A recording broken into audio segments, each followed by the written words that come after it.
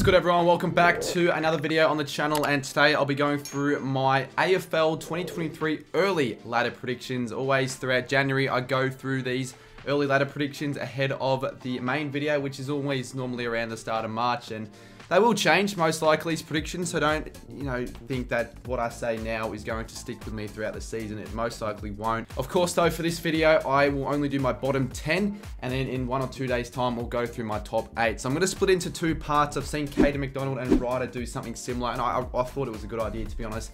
So let's get right into it, and we'll start off with 18th spot. Hawthorn for mine though, I think will be finishing bottom of the ladder, and the main reason I think would be the exact same reason for many other people and why Hawthorn are probably going to drop and place much lower than they did last year.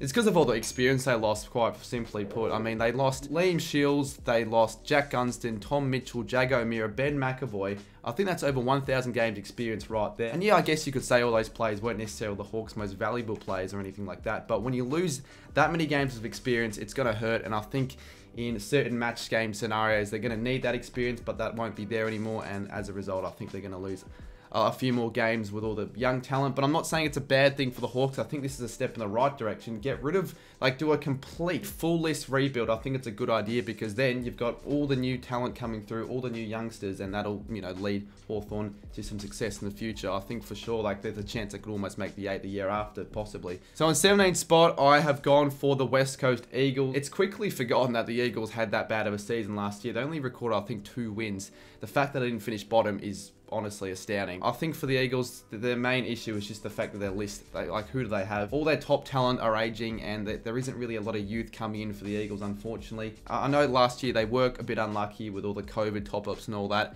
but that wasn't an excuse midway through the season when they were just continuously putting in no effort and getting pumped by 100 week in, week out. I don't think it's going to happen to that extent in the 2023 season, but I think we're still going to expect to see the West Coast Eagles get smashed in a few games, I won't lie. Not too much to look forward to for the Eagles, I don't think, in the next coming years. They're in a pretty bad position, but Eagles have a good culture, so I wouldn't be surprised if they can get out of this slump sooner rather than later. 16th spot for mine, I have the GWS Giants. I think this one's a pretty easy one to put the Giants in the bottom 3, bottom 4. I think they're a bottom 4 lock, to be honest. I mean, last year, they weren't playing for their coach. They weren't playing for the club. They just didn't seem like they cared. Obviously, I think it was Mark McVeigh who pointed out that they pretty much just checked out, and they sort of did that throughout the end of the season. Obviously, they got their coach sacked, and then we all know what happened in the trade period. They let go of 4 absolute guns: Bobby Hill, Tim Taranto, Jacob Hopper, and Tanner Bruin. I don't think that's going to make things any better for the Giants. It's only going to make things worse, I'm not going to lie. Was 2022 a flash in the pan for the Giants? Was it a one-off season? But even if that was the case, I still think with that loss of talent, they're really going to find it hard to, maintain consistency and continuity, and I think yeah, it's going to be difficult yet again for the Giants. They're not in a great position. I'm not too sure if a rebuild's on the cards or what. But for mine, the Giants, they're going to be finishing 16th. And for 15th spot, it's probably fairly obvious if you've been following along. I've got North Melbourne. I think they'll rise a few ranks up on the ladder. I think mainly due to the fact that they've had 3 years finishing bottom 2. I think they have to find a way to avoid finishing bottom 2 or 3 again and actually be a slightly more competitive side. But I think the acquisition of Alistair Clarkson's really going to help. What mastermind tactics is he going to provide for the North squad in 2023? They've got the number 2 and number 3 draft picks, so they don't have to worry about Horn Francis and all of that stuff. So I think North Melbourne are definitely heading in the right direction, but we'll see, I guess, what happens after round 5 or 6. Imagine North are 0-6 and 60% percentage or something as bad as that. That would be pretty bad. But I think for North Melbourne, they're heading in the right direction, and I do think they're going to be slightly more competitive, picking up around 6 to 7 wins. In 14th spot, it's honestly a team that I just didn't know where else to put them. I've got Essendon. There honestly wasn't really much at all that gave me any hope in the Bombers from 2022 onwards to 2023. Just the way that the Bombers finished the season last year was just absolutely embarrassing, I'm not going to lie. That game against Port Adelaide, oh my goodness, that was one of the worst performances I've seen of a club, even including all those disastrous performances that North and West Coast dished up. That arguably was the worst a lot against the Power. I wouldn't be shocked, to be honest, if they ended up sneaking into the 8, because they seem to always do it after finishing out at the 8 one year, jump back into the 8 the year after. It wouldn't be the biggest shock in the world, but to be honest with you, the range I see the Bombers finishing would be somewhere from 10th to 16th. They got a new coach in Brad Scott. I don't really rate him too much as a coach, to be honest. They did acquire Wiedemann, but that's really only it. So I don't think the Bombers will be doing too much. We start getting a little bit interesting here. This is the first real big call of the video. We've got to have a few big calls even there. We don't want these ladder predictions to be too similar to 2022 because we all know that never ends up happening in real life. So for 13th spot, I've gone with the Western Bulldogs. Massive call there. The Bulldogs, I think, will be one of the big sliders in 2022. I mean, for starters, the forward line, it hasn't been functioning nearly as well as it was in 2021. Their midfield as well. Bont had an off year in 2022. McRae wasn't at his best. They've lost Dunkley. Libba wasn't that good. Like, just all their plays didn't step up to the occasion, and they're only getting older. They didn't really bring anyone in. They obviously let go of Dunkley, let go of Hunter, especially that elimination final loss, you know, where they really should have won.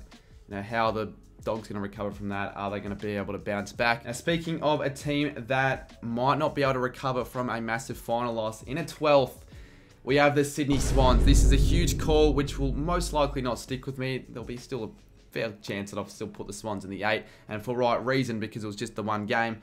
But just something tells me the Swans are going to be that team to have just a really, really poor season compared to the last. Just a massive step backwards.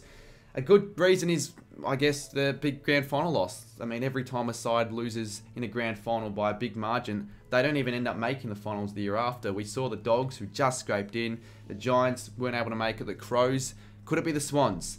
I feel like the Swans are certainly a team that can buck the trend, and I could look silly after the Swans end up finishing top 4 again this year. But I don't know. There's no real genuine reasoning aside from that. I honestly still feel like the Swans have a pretty good list and should push for the top 4 again this year, but I don't really know what it is aside from the fact they just got smashed in the granny, and there's always a side that falls like that. The Swans my big call. I don't know, I'll probably be wrong. And now in an 11th spot, a side that is on the rise and one that will surprise a fair few people this year. I've got the Adelaide Crows. They are building onto something quite nicely, I feel. They're definitely a side that could make a sneaky run for the finals if all goes their way. That extra home game helps as well that they'll get for gather round, and yeah, ultimately I think the Crows can pull off up to 10, 11 wins this season and, you know, possibly push for a chance in the finals, 11th spot. Now in a 10th, this probably comes to no real surprise. I've got the Saints. The Saints have finished 10th 2 years in a row. This is the 3rd year running if we do end up finishing 10th. And it's just such a safe call for St Kilda. I seriously don't know where we're at. We have possibly one of the biggest ceilings and floors for any club heading into the 2023 season. I genuinely reckon we could finish as high as 5th or finish as low as 16th with what we've seen over the last 3 or 4 months. You know, we acquired Ross Lyon. That's obviously going to give a lot of optimism and hope for Saints fans because we all know what Ross Lyon is capable of. He obviously took us to a couple grand finals.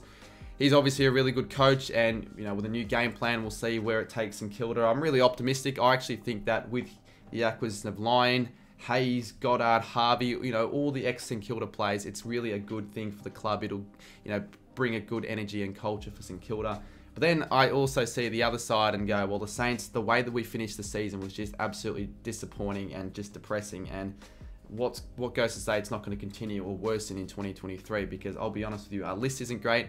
And Max King, him getting injured for half the season, doesn't help our chances. And the last ladder position for the video, in 9th place, just narrowly missing out on finals, I have got the Gold Coast Suns. Now, the Suns are a side that I really do want to see making finals in 2023, and they're definitely heading in the right direction. They had probably their best statistical season in 2022. I think their most wins, highest percentage. I don't think highest ladder position, but aside from that, they were definitely the most competitive they've ever been throughout the season. And we didn't see an end of year fade out that we typically do with the Suns in 2022. They were more competitive in games, like they took it up to the best in the Pies. That game against the Power, they were commendable. They were just overall a better side, and I think they're going to only get better in 2023. You've got Shaun and Casbolt that they acquired.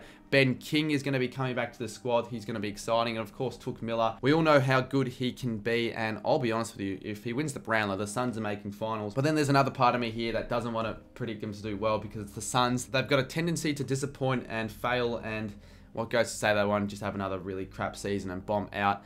And yeah, well, they've never made finals in their history.